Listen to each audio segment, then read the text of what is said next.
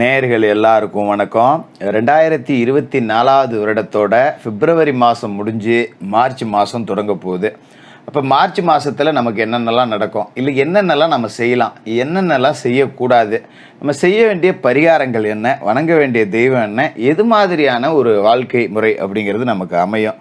இது எல்லாத்தையுமே நம்ம ரொம்ப துல்லியமாக தெரிஞ்சுக்கிட்டோம்னா அதுக்கு தக்கன நம்மளுடைய நடத்தைகள் செய்கைகளை மாற்றிக்கலாம். அப்படி பார்த்தோன்னா கிரகங்களோட ராஜா சூரியன் சனியோட கும்பத்தில் இருக்கார். 14ஆம் தேதி மீனத்துக்கு போய் அங்கே இருக்கிற விஷப்பாம்பு ராகுவோட சேர்றாரு. செவ்வாய் மகர ராசியில் உச்சமடைஞ்சு இருக்கார். 15ஆம் தேதி அன்னைக்கு கும்பராசிக்கு போய் சனி பகவானோட சேர்றாரு. 2 பேருக்குமே ஒருத்தருக்கு ஒருத்தர் ஆகாது. ஆனால் 2 பேரும் போய் இப்போ ஒன்றா கூட போகிறாங்க. இதில் நிறைய மாற்றம் அப்படிங்கிறது இருக்குது. புதன் கும்பராசியில் இருக்கார். 7ஆம் தேதி மீனராசிக்கு ராகுவோட போய் சேர்றாரு. 26ஆம் தேதி மேசராசிக்கு போய் குருவோட சேர்றாரு. பார்த்துங்க, புதன் முதல்ல சனியோட இருக்கார், அடுத்து ராகுவோட இருக்கார், அடுத்து குருவோட இருக்கார். 3 வருஷ கிரகத்தோடையும் இருந்துடுறாரு இந்த மாதத்தில். சுக்கிரன் மகரத்துலேருந்து 7ஆம் தேதி கும்பராசிக்கு போய் சனியோட சேர்றாரு. குரு மேசத்துலேயும் சனி கும்பத்துலேயும் ராகு மீனத்துலேயும் கேது கன்னிராசிலையும் இருக்காங்க. இதான் இந்த மாதத்துக்கு உண்டான கிரக அமைப்புகள், ராசி மாற்றங்கள். இதை வச்சு இந்த மாதத்துக்கு உண்டான பலன்கள் அப்படிங்கிறத உங்களுக்கு ரொம்ப துல்லியமாக கணிச்சு வழங்குகிறோம். வீடியோக்குள்ளே போகலாம். ரிஷபராசி நேயர்களே, உங்களுக்கு இந்த மார்ச் மாதம் எப்படி இருக்குது அப்படின்னு பார்த்தோன்னா, மாத தொடக்கத்தில் உங்களோட ராசிக்கு அதிபதியான சுக்கிர பகவான் மகர ராசியில் இருக்கார். அதாவது ராசிக்கும் 6வது வீட்டுக்கும் அதிபதியாக இருக்கக்கூடிய சுக்கிர பகவான் மகர ராசியில் இருக்கிற இந்த நேரத்தில் பாக்கியஸ்தானம் அப்படிங்கிறது வலுவடையுது. அப்போ வீட்டில் சுப நிகழ்ச்சிகள் நடக்கிறதுக்கான சாத்தியங்கள் அப்படிங்கிறது நிறைய இருக்குது. மங்கள ஓசை அப்படிங்கிறது நிச்சயமாக வீட்டில் கேட்கும். அதேமாரி நிறைய காரிய தடைகள் அப்படிங்கிறது வீட்டில் இருந்திருக்கும். நிறைய நேரம் பார்த்திங்கன்னா என்ன நம்ம வீட்டில் ஒன்றுமே நல்ல காரியமே நடக்க மாட்டேங்குது, அதேமாரி எதை தொட்டாலும் ஏதாவது ஒரு இடைஞ்சல் இருக்குது, சாதாரணமாக ஒரு விஷயத்தை செய்யவே முடியலையே, எதாக இருந்தாலும் ஏகப்பட்ட தடை தாமதம், நிறைய பேரோட கண்திஷ்டி மாரி இருக்குது அப்படிங்கிற மாதிரிலாம் உங்களுக்கு எண்ணங்கள் அப்படிங்கிறது இருக்கும். அது எல்லாமே இந்த மாதம் தொடங்கின உடனேயே உங்களுக்கு மாறிடும். அப்போ வீட்டில் இது வரைக்கும் நடக்காமல் இருந்த சுபகாரியங்கள் எல்லாமே இதுக்கு மேலே நடக்கும். அதோட செவ்வாயோட சுக்கிரன் சேர்ந்துருக்காரு. சுக்கிரமங்கல யோகம் அப்படிங்கிறதும் கொடுக்குது. அதனால் உடன்பிறப்புகள் வழியில் நிறைய நல்ல சம்பவங்கள் நடக்கும். சில பேருக்கு பார்த்திங்கன்னா இப்போ உடன்பிறப்புகள் இருப்பாங்க, படிச்சுட்டு வேலைக்கு போகாமல் ஊரில் கெட்ட பேர் வாங்கிட்டு சுற்றிட்டு இருப்பாங்க. பார்க்குறவன் நம்மளை சொல்லுவான், என்னடா அவன் தம்பி இப்படி சுற்றிட்டு கிடக்கான், என்னடா அவங்க அண்ணன் இப்படி சுற்றிக்கிட்டு இருக்கான்னு.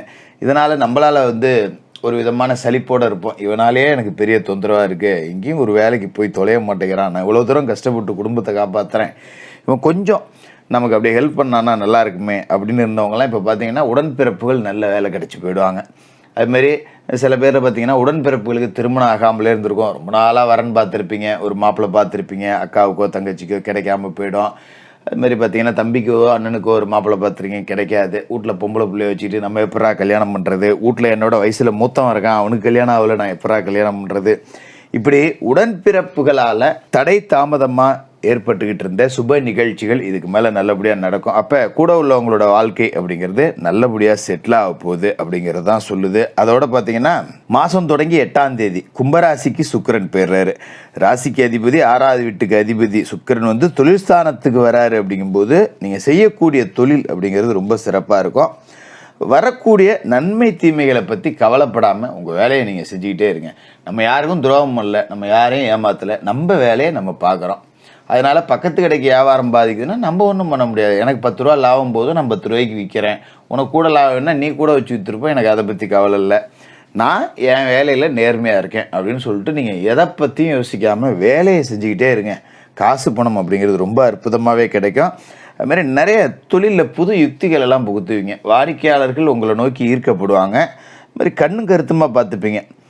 எந்த ஒரு காரியத்தையுமே எடுத்தோம்னா நம்ம அன்னைக்கு செஞ்சு முடிச்சணும். பொதுவாகவே ரிஷபராசிக்காரர்கள் அப்படி தான், ஒரு பொருளை எடுத்த இடத்துல வைக்கணும் அப்படின்னு நினைக்கக்கூடிய ஆளுங்களாக இருப்பாங்க. ஓரளவுக்கு எல்லா விஷயத்துலையுமே கொஞ்சம் பொறுமையாக நிதானமாக செய்து முடிக்கக்கூடிய ஆளாக இருப்பீங்க. அது இந்த மாதம் கூடுதலாகவே இருக்கும். அதுமாரி பொது வாழ்க்கையில் இருக்கிறவங்களுக்கும் மேலிடத்தால் கொஞ்சம் அனுகூலம் அப்படிங்கிறது இருக்குது. இப்போ ஒரு கட்சியில் இருக்கேன் அப்படின்னா மேல்மட்ட தலைவர்கள் மத்தியில் உங்களுக்கு செல்வாக்கு அதிகமாக இருக்கும். திடீர்னு ஒரு பெரிய பொறுப்பு கொடுப்பாங்க. இந்த மாதிரியான சூழல் அப்படிங்கிறதுலாம் நல்லாயிருக்கும். அப்படிங்கிறதால நீங்கள் கவலைப்பட தேவையில்லை. அதோட ராசிக்கு 10ஆம் வீட்டில் தொழில்ஸ்தானத்தில் சூரியனும் இருக்கார், சனியும் இருக்கார். அப்போ இந்த சூரிய சனி சேர்க்கை என்ன செய்யும் அப்படின்னு பார்த்தீங்கன்னா, லேசாக மருத்துவ செலவுகளை கொடுக்காமலாம் இருக்காது. அதை நம்ம அப்படிலாம் சொல்லிட முடியாது, கடந்து போயிட முடியாது. ஏன்னா இது ரெண்டுமே கொஞ்சம் ஆவாத கிரக சேர்க்கை. அதனால் கொஞ்சம் வெளிநாட்டில் இருக்கிறவங்கலாம் சொந்த ஊருக்கு போகலாமா அப்படின்னு சிந்திக்க ஆரம்பிப்பீங்க.